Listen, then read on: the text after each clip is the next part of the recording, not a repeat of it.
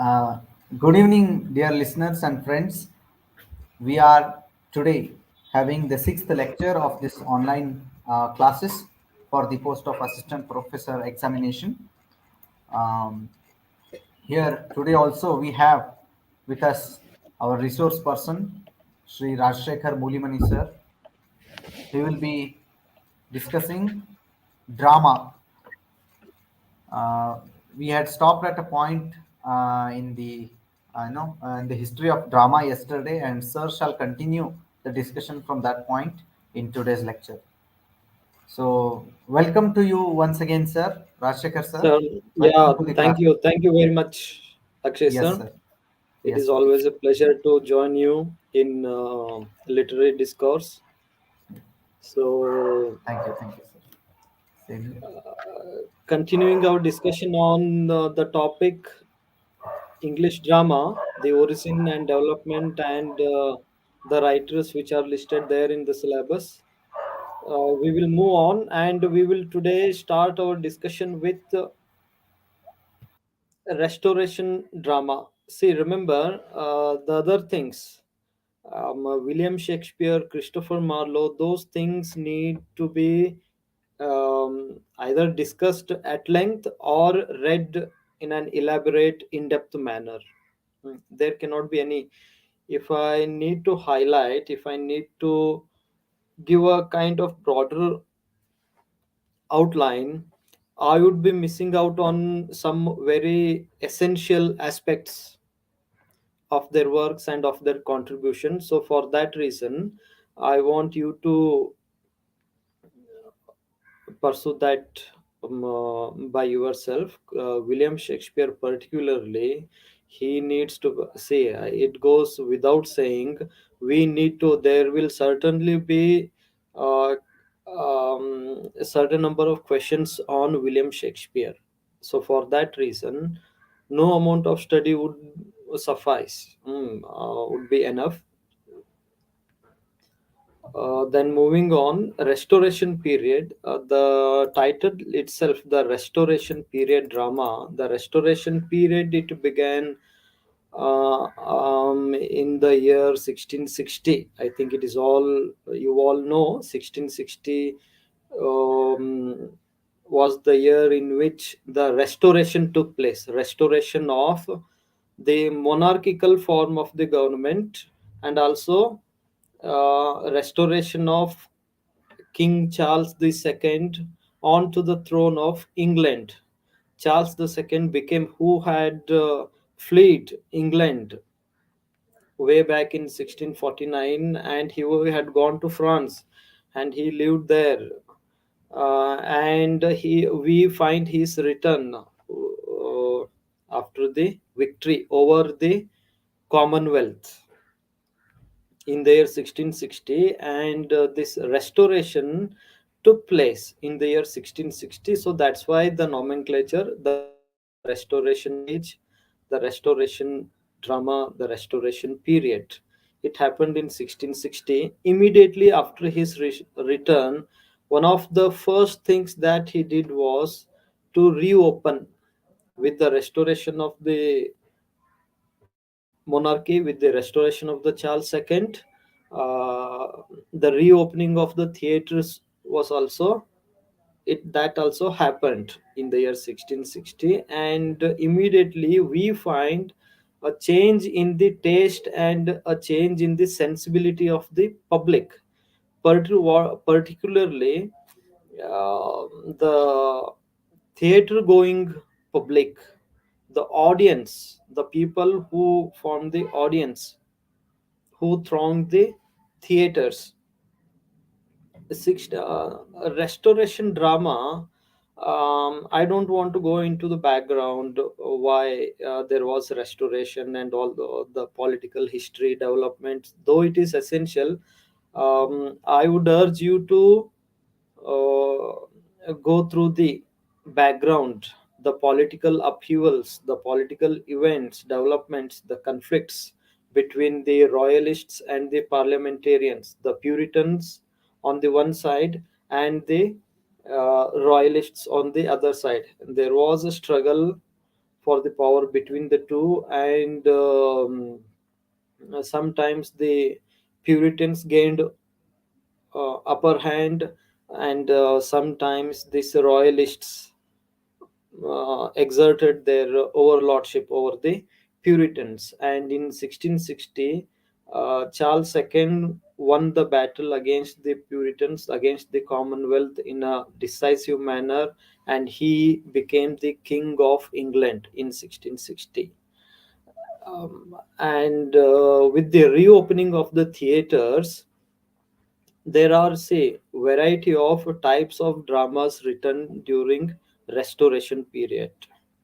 Like for example, there are heroic plays, then heroic tragedy, anti-sentimental plays, right? And we have, for our study, they have given the comedy of manners, the most popular form of dramas during the period of Restoration. What do we mean by comedy of manners? See, comedy of manners, the very title should make us understand the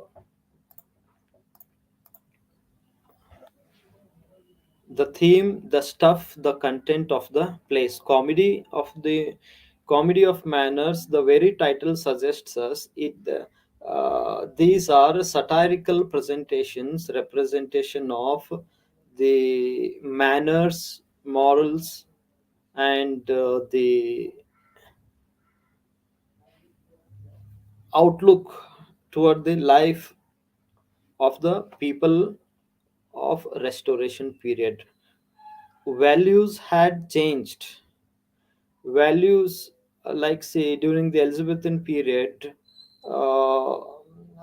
much importance was given on the imagination uh, and other things. But now, because of the influence of the promiscuous lifestyle of the people belonging to the upper class, nobility, the playwrights, the dramatists also. Who were the dramatists? Dramatists were one of the uh, nobles, or the people who were very close to the nobility, the lords.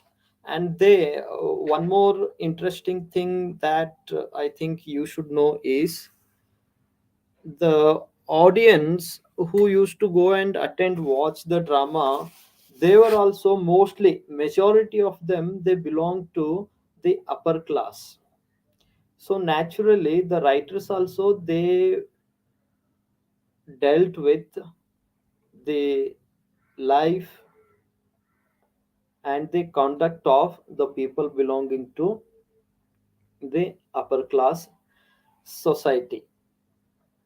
And before I forget, one other important features of comedy of manners is their strict adherence to the three unities of time, place, and action. I think in connection with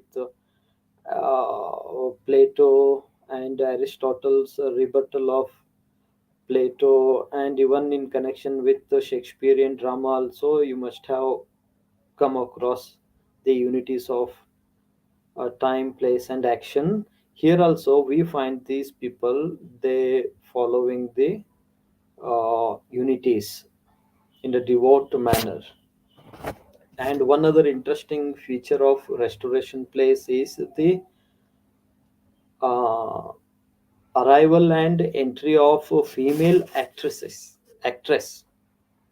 That is a case of redundant female actors on the stage. Earlier, during Shakespearean period, men or young boys used to play the roles of female characters in the play. But now, with this restoration, female actors, also female characters in the play, were enacted by the women, not by young men or young boys, as it used to happen during Shakespearean period. And these plays, they provided a criticism of, uh, in a playful manner, in a light-hearted manner. They were not stringent like Shaw and other writers who come in the modern age. They were light-hearted, satirical portrayal of the men and morals, of the society which existed during that particular period. Particularly, the upper class society was portrayed, and these plays were written, as I have already told you. These plays were written primarily keeping in mind the upper class society. And the writers mentioned in this section are William Wycherley and William Congreve. William Congreve by far is the most popular playwright of this particular genre type of dramas. William Congreve, The Double Dealer, and many other plays written by him attained huge popularity during that period. And along with him, one other writer mentioned in the list is William Wycherley. Right. What are these comedies of manners? These are witty and intelligent. See, they are not crude or boorish kind of these things. They are witty and kind of cerebral, intellectual type of comedy. Where do we find this intelligence? Intelligence is depicted in the uh, witty dialogues and quick repartees, retorts, right? Um, which we find in those plays, and they often satirize the manners and uh, affectations of contemporary society. Affectations means affected behavior, not natural behavior, but behaving in a hypocritical manner, hypocrites. And these plays are concerned with they are major themes of these plays are the some example. Very popular theme is that of marriage and the bargaining which takes place before the marriage, right? And that bargaining which takes place between the bride and the bridegroom before the tying of the nuptial. And that particular thing is known as a proviso scene, which we find proviso scene is one of the stock scenes, just like the stock characters. The characters that we find in comedy of manners are not round, are not dynamic, but they are stock characters, caricaturing. We find taking place in connection with these plays, right? The predominant eccentricity of the person is reflected uh, in the name which the character carries. Okay, for example, Horner, right?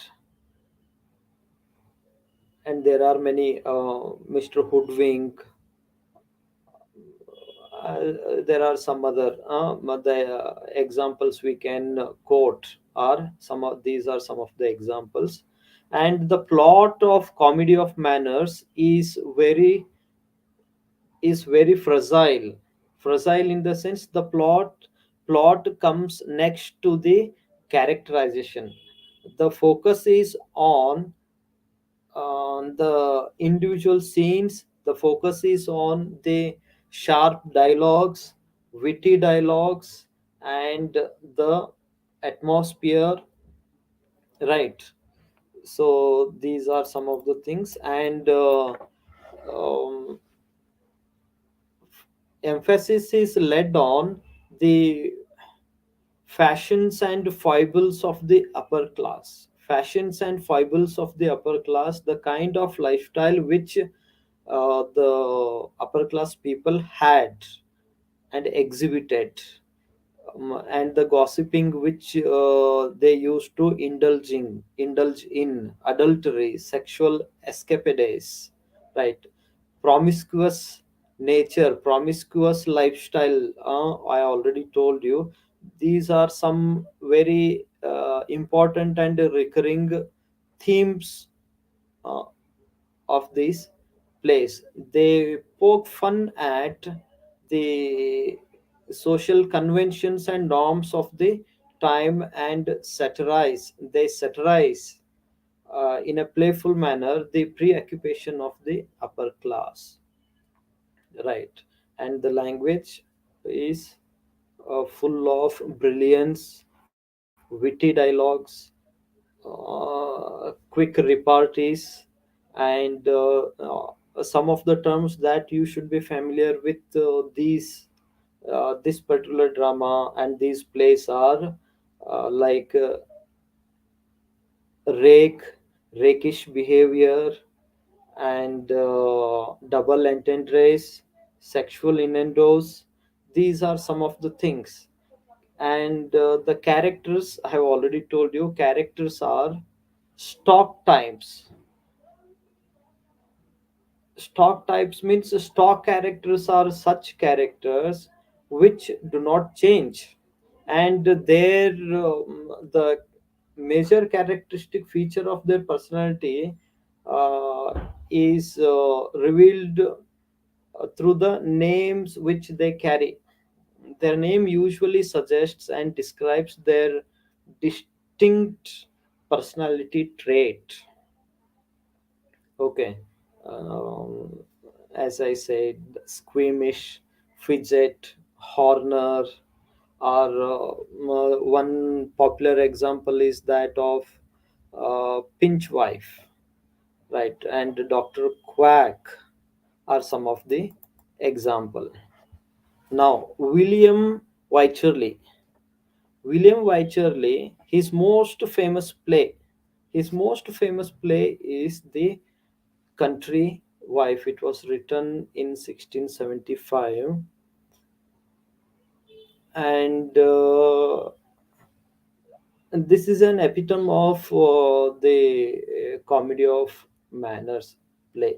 It it has all those ingredients which we find in a typical comedy of manners.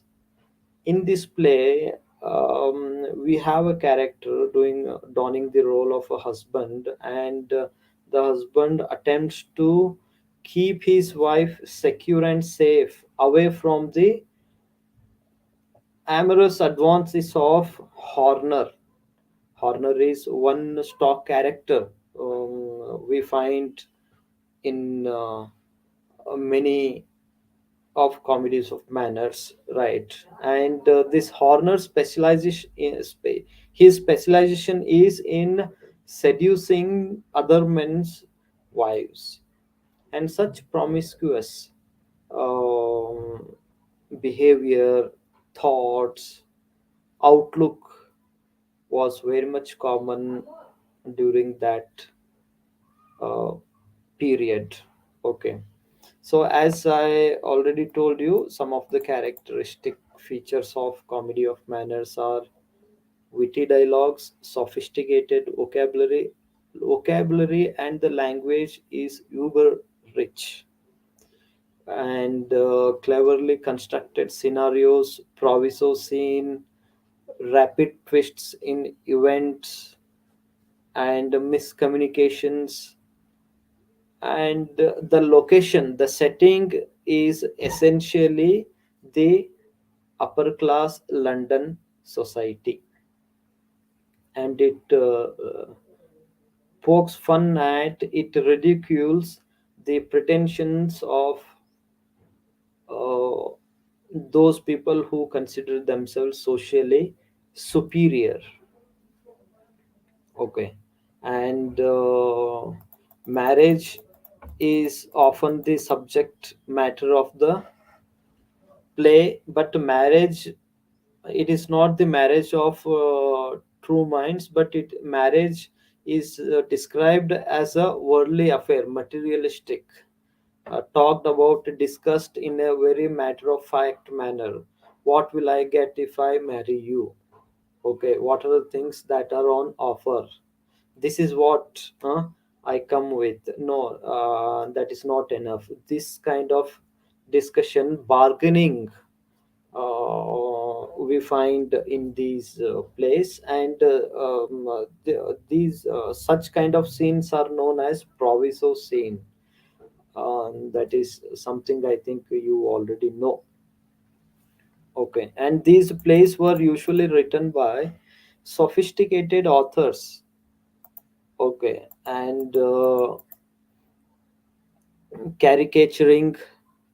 Caricaturing is carrying, taking the one particular dominant characteristic feature of a person or of a character to an extreme end.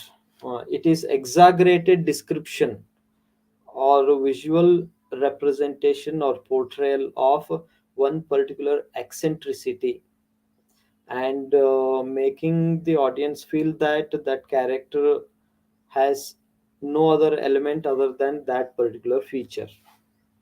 Folly is one other major important element which is um, included as major characteristic feature, and these are some of the examples: the school for wives, the misanthrope.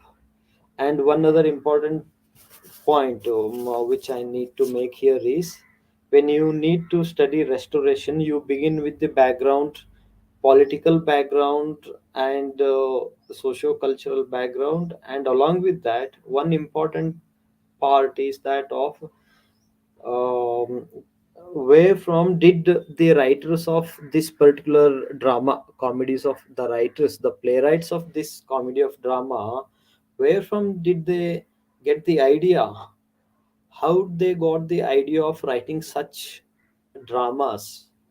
The immediate source and immediate influence was from France. Remember, Charles II had come from France, and he encouraged the adaptation.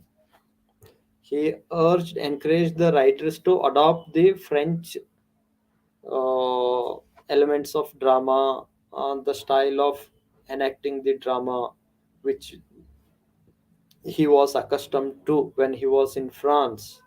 So most of the French elements, French style of enacting drama, and French types of dramas, the types of dramas written during that particular time in France, those became the sources of inspiration and influence for the English dramatists to write such dramas. And major influence behind writing of comedy of drama is definitely Moliere.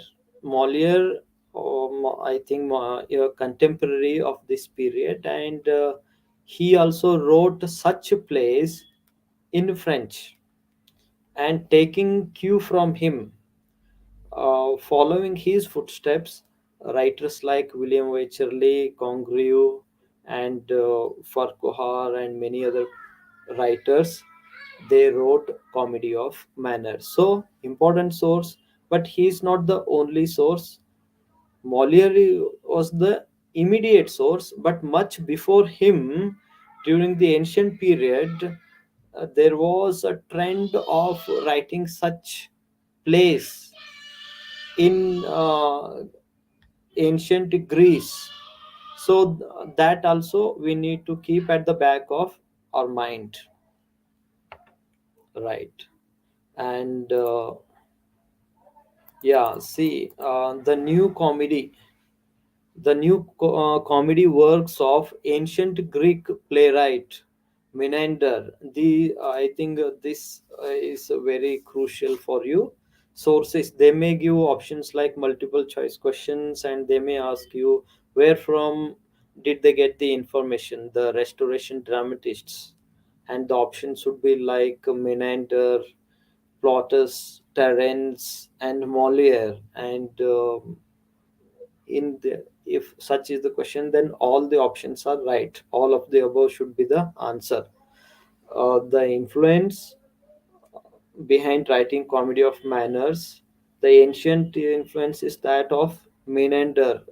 He wrote new comedy works during ancient Greek period, and after that, Menander's plays were imitated by Roman poets like Plautus and Terence, and those Roman plays written by Plautus and Terence were imitated copied by the writers during the Renaissance period, and then Moliere is a contemporary of Restoration period, and Moliere wrote in French such comedy of manners.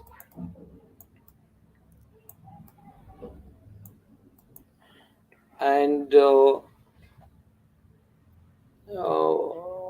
little about the satire. See, satire is it is a tool rather than a genre, and the satire is the predominant element uh, which we find in these plays.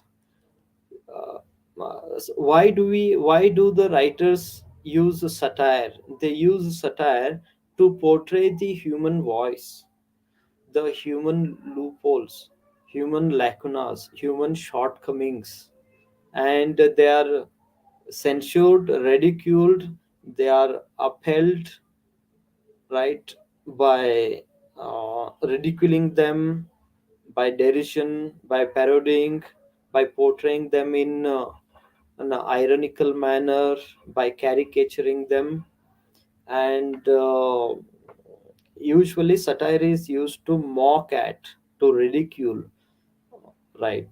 um, and that is for that reason, and satire reached its zenith during this particular period. And about a little about the audience. Audiences were quite spirited in their behavior. This is something amusing. There used to be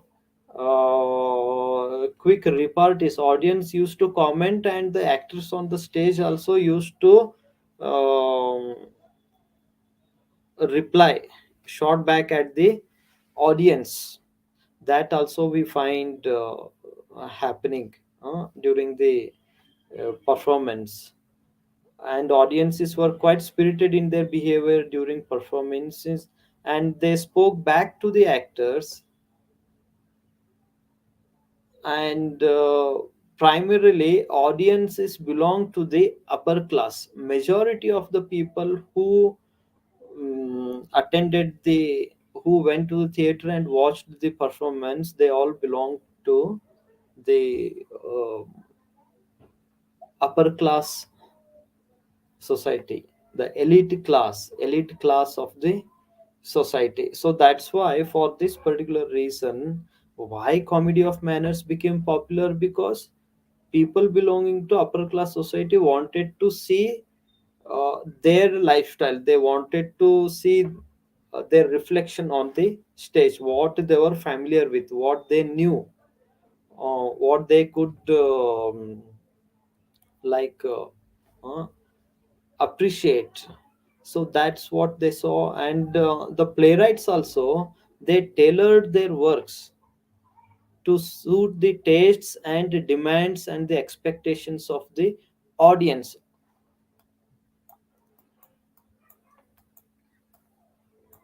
About the appearance of female actors on the stage, that we have already discussed.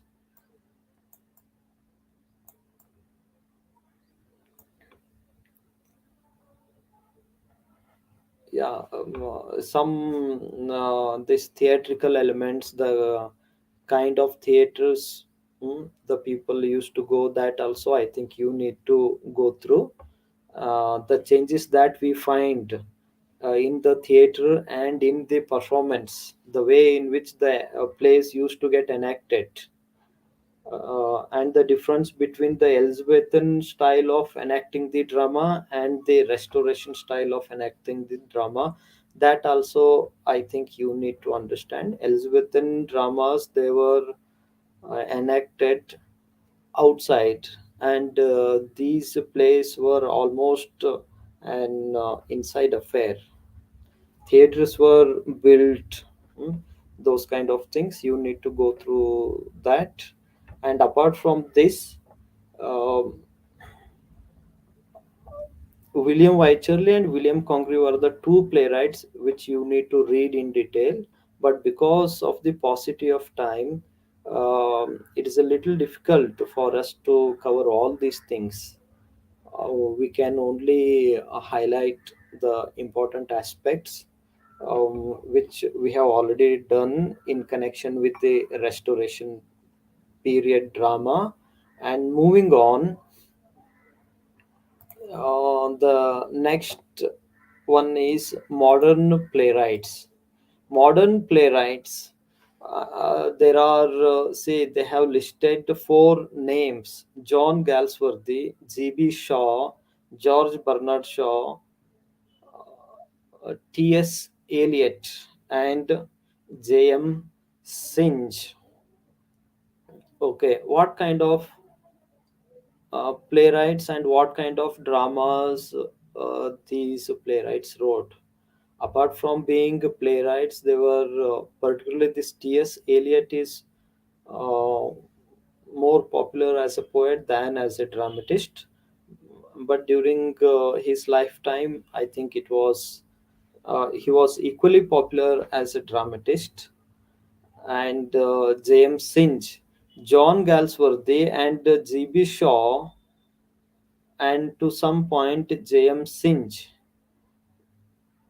they all wrote plays which were realistic.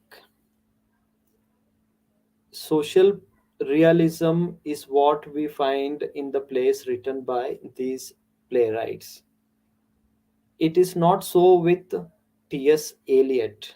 T.S. Eliot, primarily he wrote poetic plays. What are these poetic plays? Okay, say the poetic plays, Eliot, T.S. Eliot, fame as a dramatist, his popularity as a dramatist rests on five plays, and those five plays are Murder in the Cathedral, The Family Reunion, The Cocktail Party, and The Cocktail Party, Confidential Clerk, and The Elder Statesman.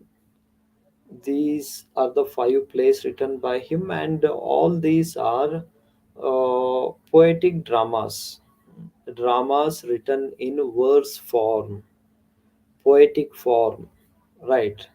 And he tried to influence, and he is chiefly remembered, and his chief contribution to English drama is the writing of poetic drama. And apart from this, say the significance, what is the significance of Eliot's plays? He wanted to bring back the tradition of writing not the poetic dramas but the drama back to the modern age, the period, the age in which during which he wrote these plays. Dramas were relegated. Drama was a much neglected form of literature. Nobody used to watch dramas, and he wanted to make drama a popular form of literature. He wanted people to go to the theaters and watch the performance enactment of the plays, which people had stopped doing uh, in his lifetime. So to achieve that thing, keeping that aim at the back of his mind, he tried to he wrote these poetic dramas, right? And they are practical applications of his theory of poetic drama. And though his plays are known for his technical brilliance, technical expertise. Okay. And apart from this, that's what I think we need to remember. Some other aspects also, but I would leave that uh, for your individual preparation. And moving on, George Bernard Shaw. There definitely will be at least one question on George Bernard Shaw. 100% there will be, because George Bernard Shaw is a hot topic, is a favorite among the examiners, even in net examination also. Many times we see them putting question on, including at least one question on George Bernard Shaw every year. He is a modern dramatist, and he had a very long span of life. He was born in 1856 and he died in 1950. And he was an Irishman. He was an Irish playwright, critic, philosopher, and many things else.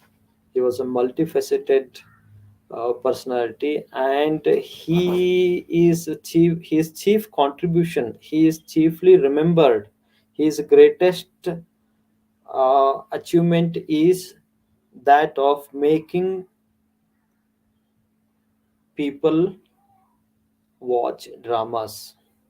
He brought the people to the theaters. He made the people go and watch the plays enacted in the theaters. And in that way he revolutionized the Victorian stage. And one other important aspect, which I think you all know, or rather you should know, is the long and elaborate essays which his plays used to carry in the form of preface. He used to write very long, very elaborate essays as prefaces. I mean, yeah, that contained his idea of writing that particular play, and what kind of approach he has, and with what idea he has written that play, and how that play needs to be enacted, how that should be understood, how that should be received, and many much more. This is what. So he is, and along with that, I told you already that he wrote problem plays, right? Social plays, problems which were um, prodding the minds and the lives of the people of that time. He dealt with those issues. He made a note of that, and he used those issues as the subject matter of his plays. And though the theme was relevant and was very much familiar to the people, even then, why the people were crazy, they used to go crazy for watching his plays. People, they used to rush when there was performance of his plays in the theaters. What his plays had which made the people get pulled towards the theaters, why they were so popular when the topic or the theme was so very much well known and familiar. It is in the treatment, It is in the treatment of the theme is uh, which we need to understand. He lays the he lays the theme with very very sharp and witty dialogues. Conversation was full of life. The dialogues are the central features. Dialogues are the key features of his plays. It is full of life, it is full of satire, and it is full of wit, of very high standard wit, quick repartee, sharp dialogues, conversations, and consciousness pricking discussions, those kind of things. And people used to laugh, and along with that, the plays used to bring home certain idea, certain message to the audience when they went and watched his, means they used to learn something, and along with that they used to get entertained, right? And one other important rather a very interesting feature, fact, not a feature, fact about George Bernard Shaw is he is one of only two people in the world to receive, to have been awarded with Nobel Prize as well as Oscar. George Bernard Shaw is the only Irishman to receive both Oscar as well as Nobel Prize for Literature. Oscar award was given to him for the screenplay which he did for the movie based on his play Pygmalion, and Nobel Prize for Literature for his entire output, the hour that we canon, the collection of his literature. And apart from him, there is only one other person in the entire history, that is Bob Dylan, to have got Oscar as well as Nobel. This particular question was asked in one of the net examinations. In one of the net examinations, this was asked, uh, and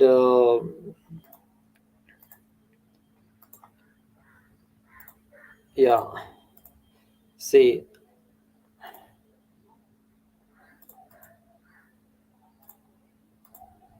a little more about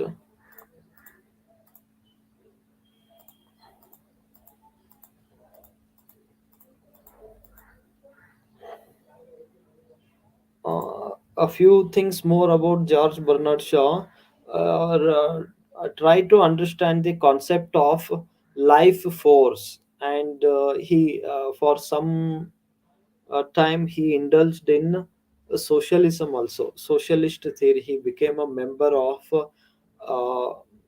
a society which went by the name Fabian Society. Okay, Fabian, he was a member of Fabian Society, and along with that, he wrote about, he dealt with this life force. Okay, he wanted to bring revolution, reforms, but not by violence, but he had a certain notion, that philosophy, which goes by the name life force. Life force is dealt with this idea in some of his plays, for example Saint John, and one other play. His major works are The Devil's Disciple, Man and Superman also talks about this particular philosophy known as life force. Major Barbara, The Doctor's Dilemma, Getting Married, and Pygmalion is one of the most popular all-time favorites among his plays. This has been, there have been many movies uh, made on this particular play, Pygmalion. One very popular one is Mayflower. You can watch this on YouTube as well. And there is Back to Methuselah, Saint John, the Apple Cart. Okay, and his plays, his dramas focused on uh, issues, issues which were relevant, issues which um, uh, troubled the people, the life uh, of that particular society. And his plays are known as plays of ideas also. But he laces that thing, those issues, those grim issues, with dazzling wit and characterization, and his great command over language makes him include put those issues uh, in a very sparkling manner. His early plays were published as plays Pleasant and Unpleasant in the year 1898. And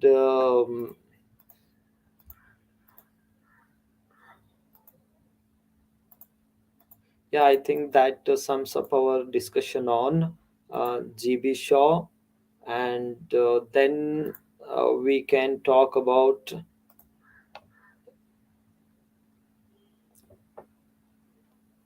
John Galsworthy, but before that, James Synge, John Millington Synge.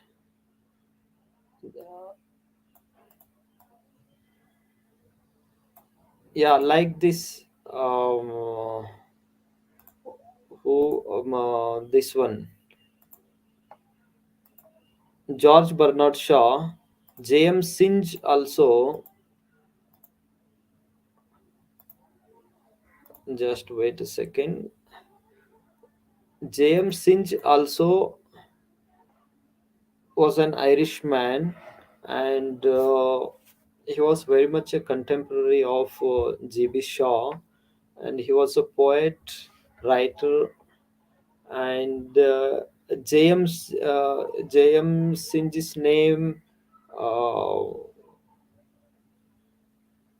most commonly uh, comes when we talk about the Irish literary revival. His name is taken as one of the founders of Irish literary theatre and Irish literary revival. It was a kind of a movement. And J.M. Synge is chiefly known as the writer of the Playboy of the Western world, and this one other play, that is Riders to the Sea. Okay, and this Aran Island, I think the life of the people of Aran Islands, Abbey Theatre, right? Those are some of the things that I think you need to know. And apart from this, his major work, I already took the name, that is the Playboy of the Western World and Riders to the Sea. You can um,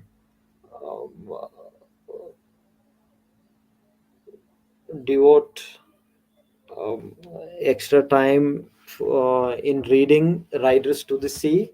It is a play written by J.M. Synge, and it deals with the major character. The protagonist is a lady. It is a tragedy, and the lady goes by the name Maurya. Right. It is a one-act tragedy, one-act play, one-act tragical play, and it is the conflict between.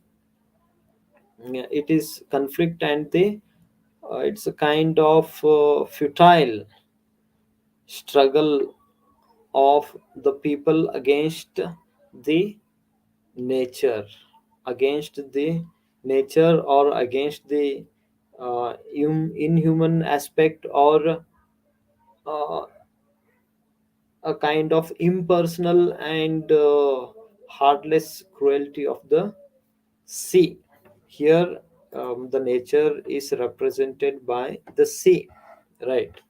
And Maurya, we find her losing all her sons, hmm, getting drowned in the sea, and she remains stoic. And she says, if this is what has happened, and let it happen. Very stoic character. Maurya, very one of the most memorable characters in the annals of English literature. And then you have John Galsworthy. John Galsworthy is once again like this G.B. Shaw. He wrote realistic plays. He wrote realistic plays, and in that he the realistic plays had recurrent themes of realistic plays were what were the recurrent themes?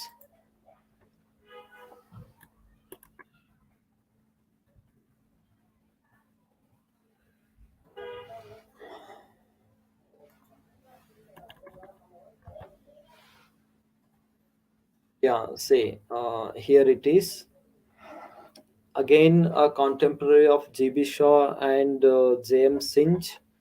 John Galsworthy, he is the name that comes to our mind when we start discussing John Galsworthy's The Foresight. The Foresight Saga. Foresight Saga is a it contains volumes. It contains many novels combined, and they are known. They go by the name the Foresight. Foresight is the name of a family, surname of a family, and all that happens with the family members belonging to that family is presented in the novels, the Foresight Saga.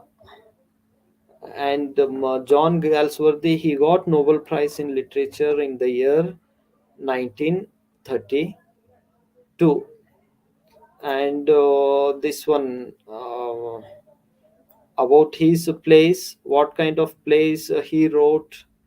See, he as I said earlier, he is best known for his novels.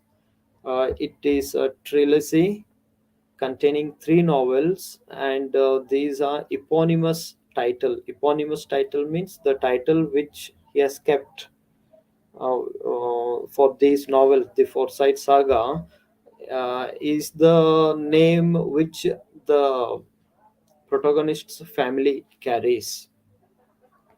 Okay, and his other important plays are the Skin Game and the Strife.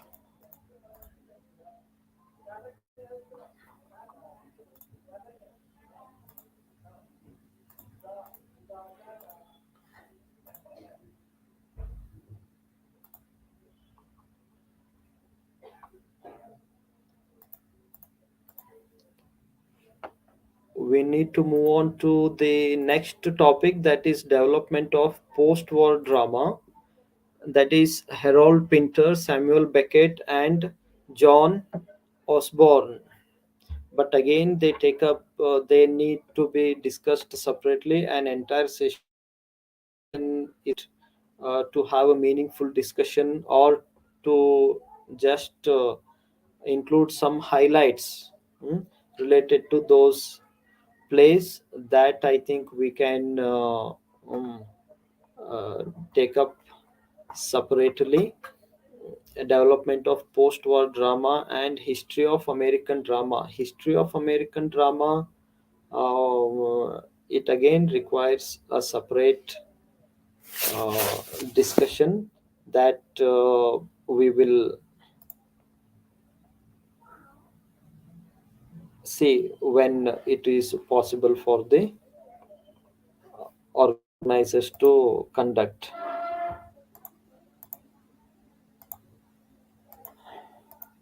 Akshay sir,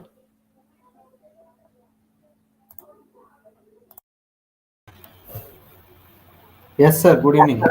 yeah, good evening, sir. Yes, sir. Uh, we came up to, we came in the Yeah, now I sense think we post World War entered drama is discussion remaining, upon, right? huh? Other, sir, Sir, post war drama is remaining, right? post-war drama and history of American drama. Sure, sir. Sure, sir. You Those need 1 hour things. for that, sir. Yeah, we can. Together we can handle. We can.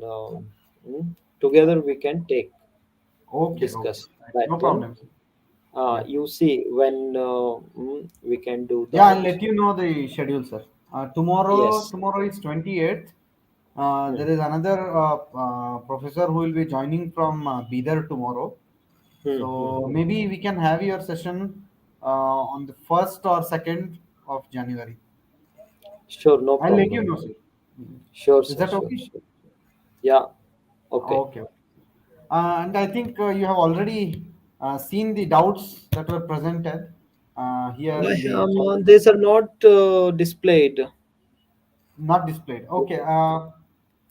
or you But can read those out. We can try to discuss yeah, those yeah, yeah. things. Hmm? As I was listening to you, you have already focused on GB Shaw in detail, Hmm. and Hmm. you have already spoken about William Congreve's Way of the World. Hmm. So these questions were in the doubts that were asked by the listeners. Okay. Then, what are the aspects that we have to read in the plays? This is In the one question. place. Hmm. Okay. Hmm. What are the aspects? Vasant Kumar. Yes. Vasant Kumar, the aspects that we need to focus upon while reading and doing our preparation on the plays which are listed in the syllabus. There are formative elements and thematic elements. Both the things we need to go through. Important elements, say, like when it comes to understanding a poem, we need to go through its the theme, the subject matter, the narrator, the speaker, not the narrator, formative aspects and thematic aspects of a poem. Formative formative elements of a poem. What are the formative elements? What has been discussed, what has been presented, what has been dealt with, what the poet or the speaker talks about, that forms the thematic aspect. How that theme, how that subject matter, how that idea has been presented, that forms formal aspects, right? And in formal aspects we need to study the structure, the rhyme scheme, the imagery, the atmosphere, the meter used, right? These are the things when we do critical appreciation of a poem. And when it comes to novel, we need to focus upon the primarily we need to focus upon the theme, the story, and the characterization, the atmosphere, the language used, the narrator, whether the narrator is first person or the third person omniscient narrator, and those things. And when it comes to drama, uh, say there are what are the major elements of a drama, that I think we need to know. What is the story, how the plot has been constructed. See, every drama, every play is written on some particular theme, on some particular, it deals with some story, right? Story of a play can be, told in one sentence, right? What the story of the drama is about? The drama is about this thing. Okay, it is the death in when it comes to Riders to the Sea. It is the old mother losing all her sons, right?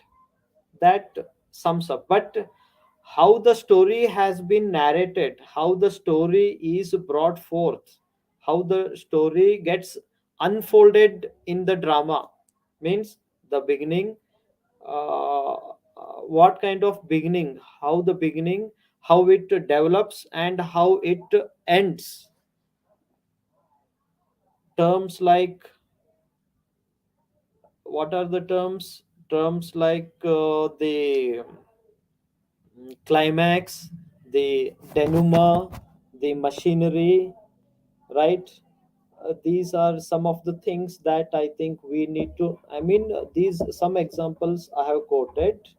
While discussing these comedy of manners, I said proviso scene.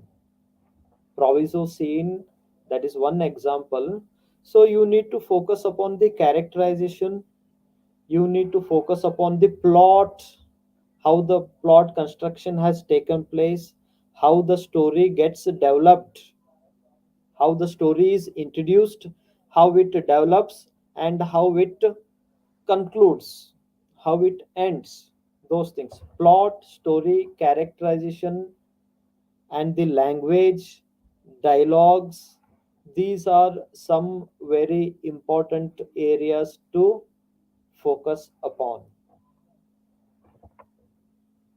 And when it comes to GB Shaw, definitely the dialogues and the plot construction. Plot construction, in my opinion, GB Shaw's plays are not known. Based on my little understanding of his plays, I can say the dialogues, the theme, these are the two most important features of his play. Dialogues are the soul of his Mm. plays. Brilliant dialogues. Yes, sir. Okay. Sir, there has been a lot of discussion on GB Shaw and John Galsworthy. Even some of them have given us some new inputs, like Nagendra Naga. Somebody, he has given the person who was awarded both Nobel and Oscar is GB Shaw only in the world. So yes, thank you for this information. No, I think um, I would like to differ with the opinion Okay. expressed Yeah. by Okay. my friend Nagendra, right? I think Oscar Nagendra, is. yeah. uh, See, it is very much, the information is very much available. You can just, anybody can just search it, get it. All the things are just a click away these days. Along with the GB Shaw, there is one other person by name Bob Dillon. Bob. Yeah, Bob recently he got. Dillon. Yeah, he These recently are the was two awarded. people. Maybe Nagendra is right. GB Shaw was the first person to get both Oscar as well as Nobel Prize. Yeah. Right. Yeah. Yes, sir. Thank you for this clarification. There is another interesting question. You can have a look at this question, and this question is applicable to all the aspirants, not just English aspirants. I have studied MA in General English, completed MA in English Literature, and qualified in KSET. As I have not studied optional English in UG, is there any problem in my eligibility? Abdul. Yeah. My friend Abdul, it is, say, it is very painful because I can see you have, you did your UG, completed your UG, and then you went on to do PG in English, and then later to top all these things you qualified KSET exam as well. But since you have not studied optional English, in your graduation, I think definitely there will be problem. Akshay sir, I happen to be the educational counselor of this IGNO PG center, which is here Okay. in Bijapur. And there, many students they come with this query, and I Hmm. often suggest them not to do if they haven't done. If they didn't study English as one of the optionals in a graduation, then I do not encourage them to take up English MA. Hmm. Okay. Yeah. Earlier, they were allowed to, but now these days,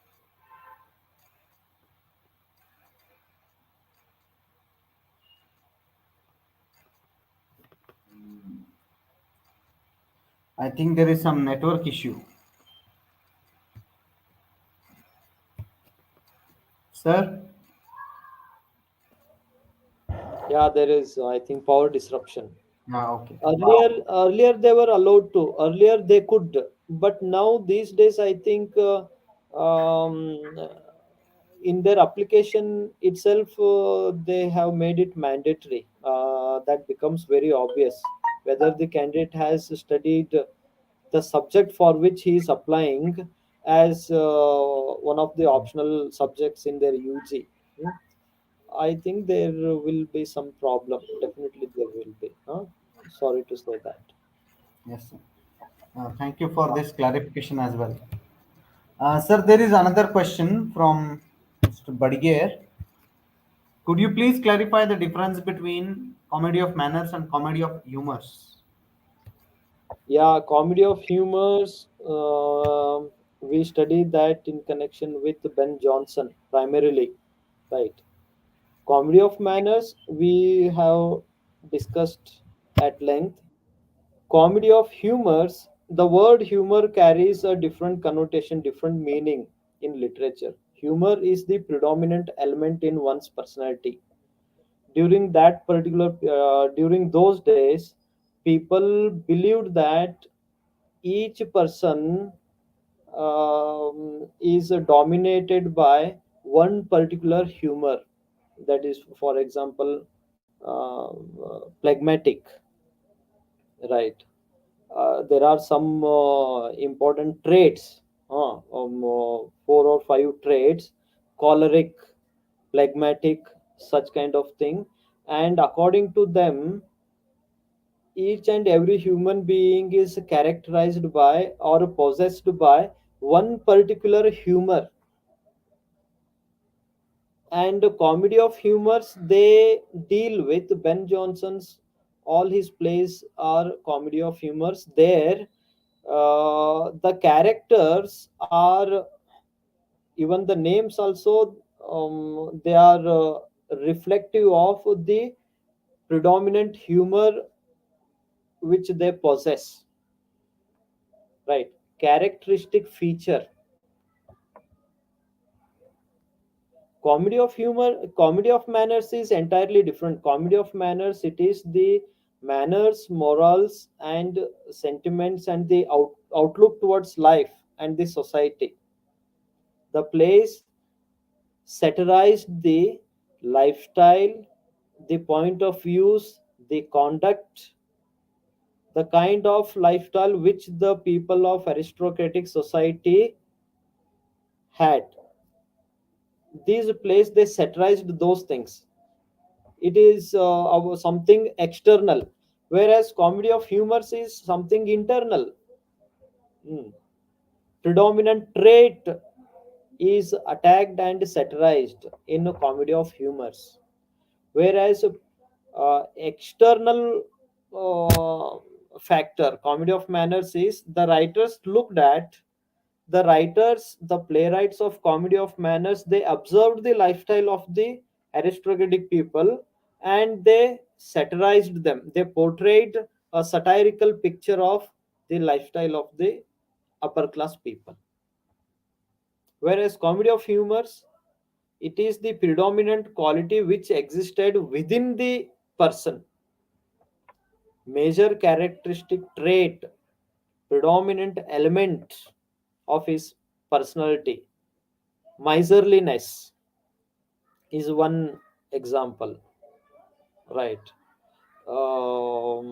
Intemperate, short tempered person, that is one other. Choleric people are known for this short temperedness, that is attacked, satirized. So such kind of thing. Yeah, Yeah, I think comedy of manners is reflected in the dramas of William Congreve during that period. definitely. William Congreve, in fact, Wycherley. William Congreve is the supreme exponent of Yeah, comedy of manners. He is manners. the Yes. most popular writer of this particular genre of drama, comedy of manners. Most Yeah. popular writer is William Congreve, and then William Wycherley. Yeah. Yes. You are right. Uh, there is one question. I think this is this is a very common question in all the classes. I have seen this kind of a question being repeated. Since it is under drama, is it enough to read only dramas, or we should study the novels of these writers? Okay, as this is the most often asked, most repeated question, you can answer that as well, Professor. In my opinion, if they have said, if they have listed T.S. Eliot under the unit drama, then they are supposed to limit their questions to the dramas of T.S. Eliot. That is as simple, right?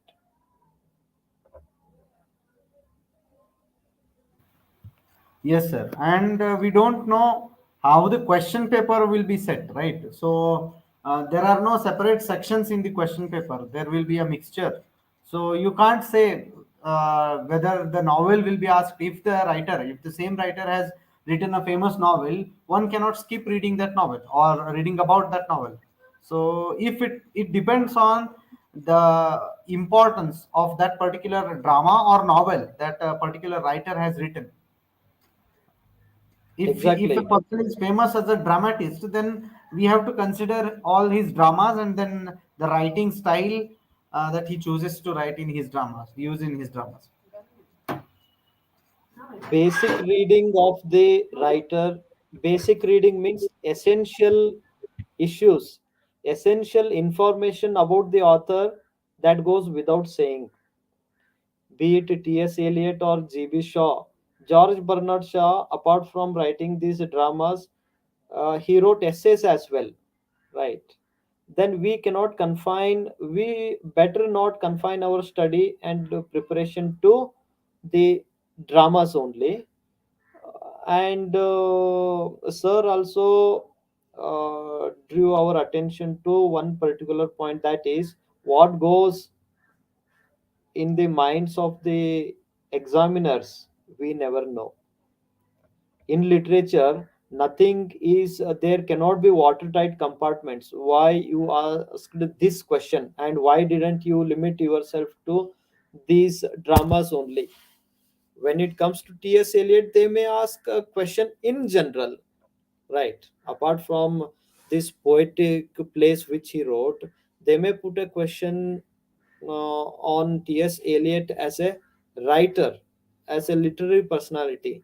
Then we cannot say we studied, we focused only on dramas, and you should have put question on dramas only. Rudimentary, fundamental things about the writer, we should keep at the back of our mind. We should prepare on those things, and in depth we can study his dramas and other things.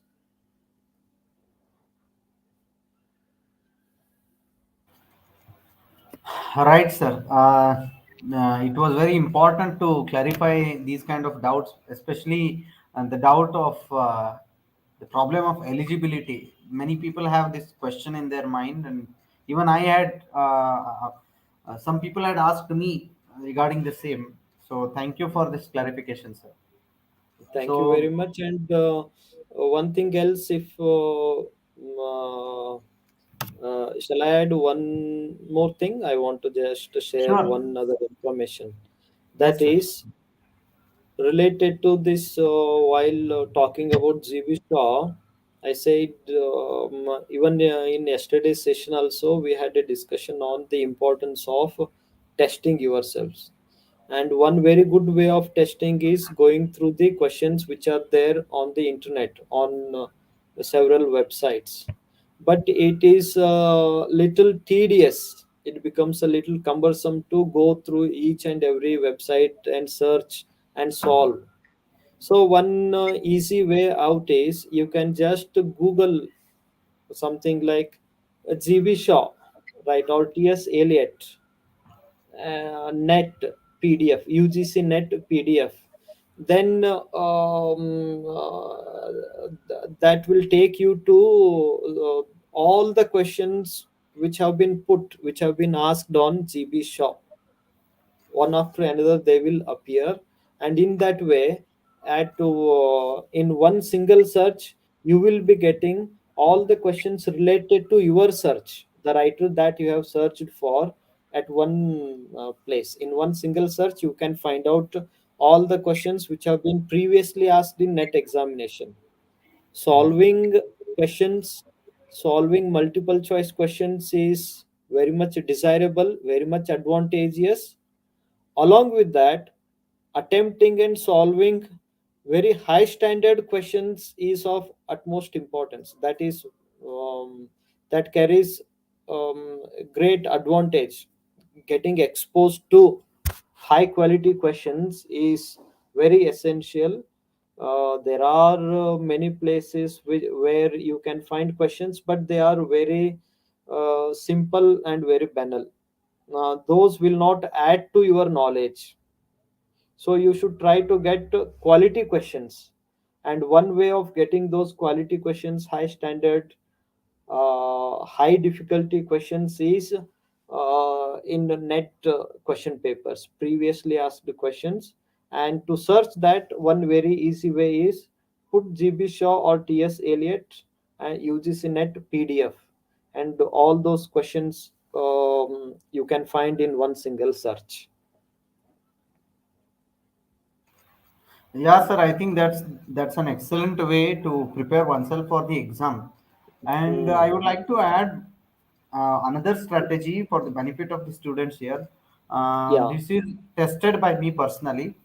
What Huh. I used to do is, of course, it is all again based on the question papers. We Mm-hmm. think that most of the times the question papers are just to test our knowledge, but at the same time, question papers of difficult exams such as net and set can be new kind of a resource for us. What I used to do is, how I can say that it is a resource. It's a way of getting knowledge. I used to do one thing. I used to solve mock.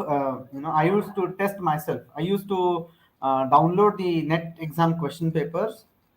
I would solve one question paper once in 15 days or 20 days. Once I solved that question paper, I used to look for the key answers. And after marking the right answers, I would also study all the wrong options also at the same time. So Ah, in there one you go. Yes, very in important. one question you will study four options. Like that, if you study one question paper, you will be studying. If I take the example of net examination, net exam now has got. I mean, in English paper there are 100 questions, so one can study nearly 400 options in just one paper. So that method also helped me a lot.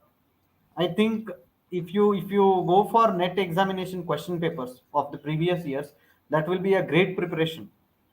Great way of preparing. And what Uh-huh. suggestion and what idea you have given is an excellent one.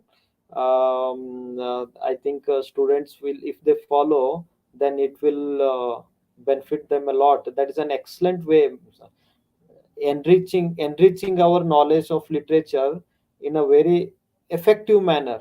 Because to prepare one single multiple choice question of net in the net examination, so much goes behind that process, preparing, framing the questions.